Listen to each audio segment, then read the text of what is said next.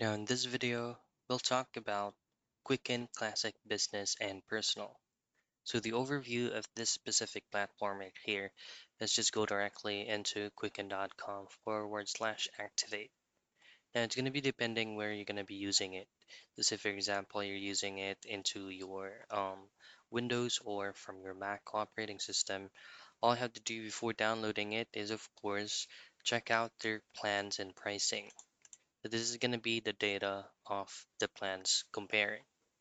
So for Quick and Personal, these are all the specific features that Quicken has, except for Quick and Personal, they do not have a managed business cash flow, simplify business tax prep, and so on and so forth. So this is going to be for Quick and Personal, which is actually the best for budgeting, saving, and investment, and for business and personal at the same time. This is actually a comprehensive desktop financial management software designed for small business owners and freelancers to manage both professional and personal finances in one place.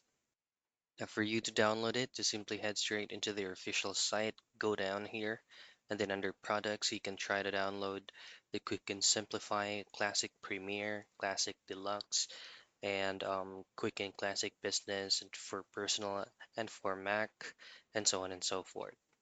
And that is it. That is just a quick view of Quicken Classic Business and Personal.